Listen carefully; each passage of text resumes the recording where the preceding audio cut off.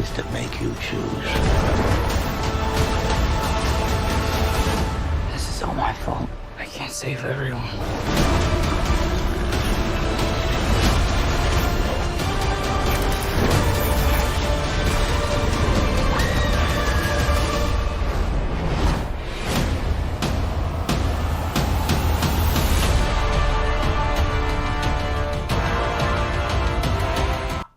What's up, everybody, and welcome to Real Time for the Real Everyday Movie Fan. I am, of course, Josh Williams. Thank you so much for joining me here today, because I am here, excitingly, and I'm freaking the fuck out to give you my real-time, spoiler-free review of Spider-Man No Way Home.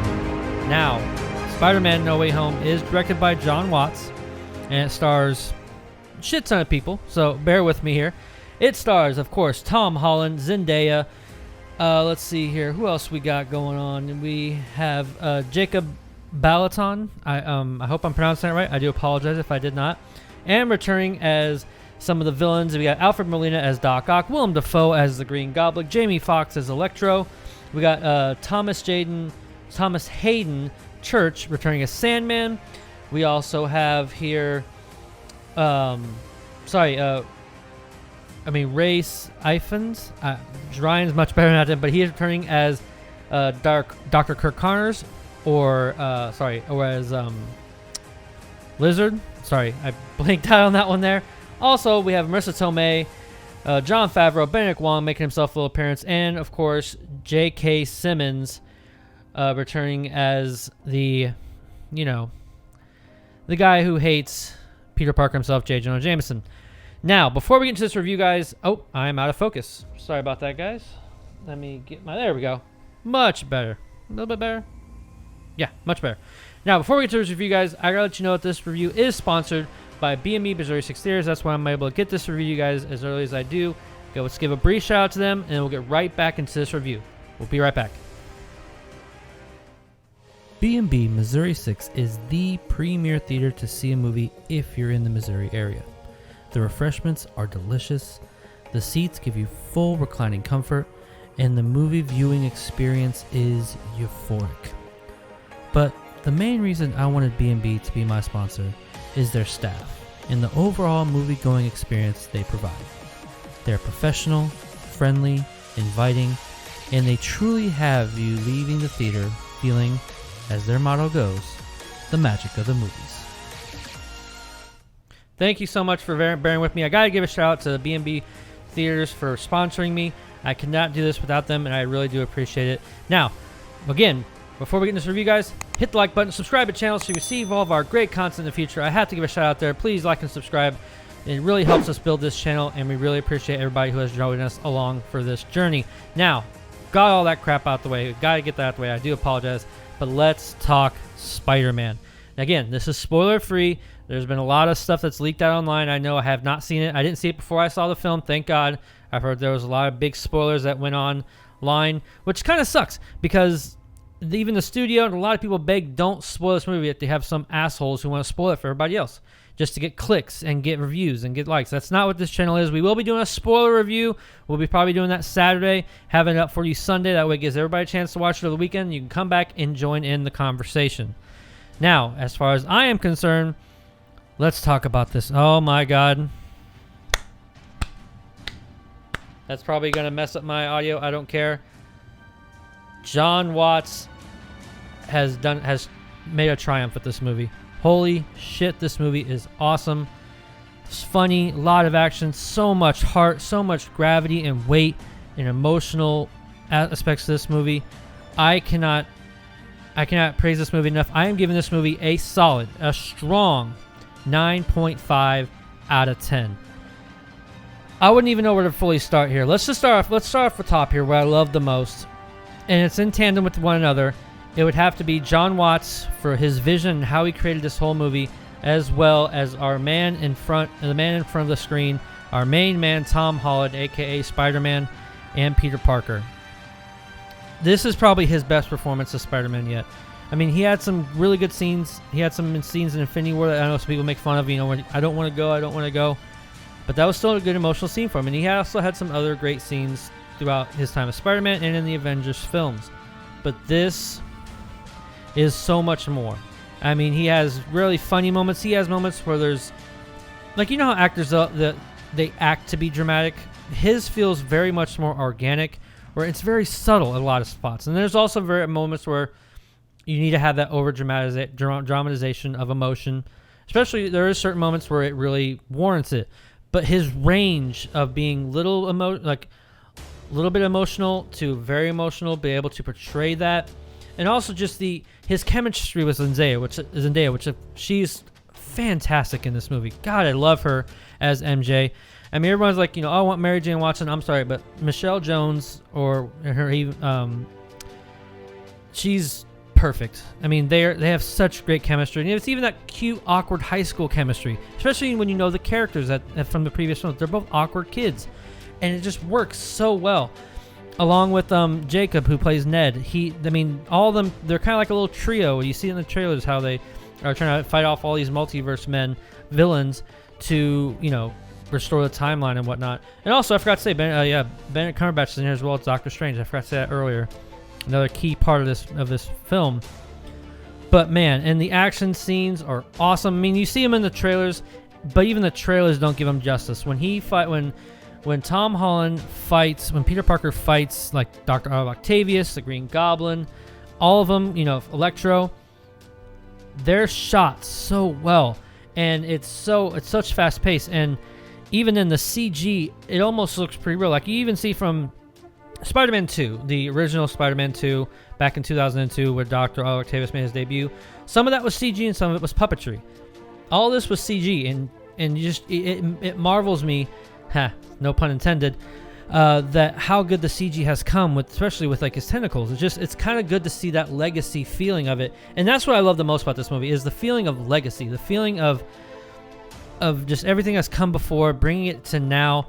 And that's what's also great what Marvel Studios is doing now with the multiverse. It makes perfect sense on how this all works. And then you see in the trailer as well how the spell comes along to have everyone forget they're Peter Parker because of what happens in the previous film that everyone found out.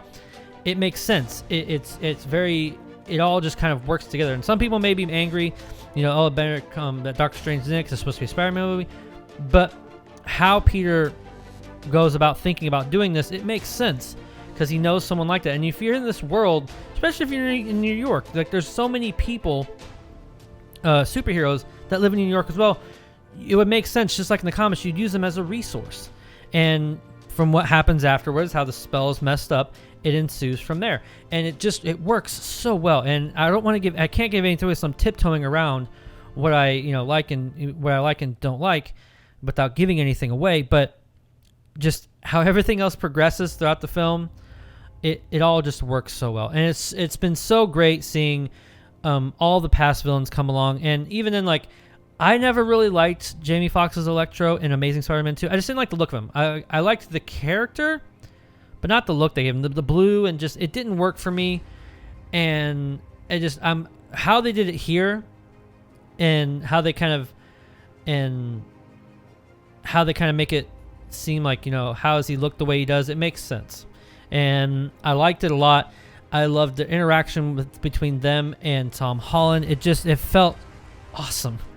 And especially when you see in the trailer, Dr. Octavius is like, you're not Peter Parker, who are you? And then stuff happens and whatnot, but his interactions with them, fighting against them, is awesome. It's really great. And the action, my camera really is messing up a lot today.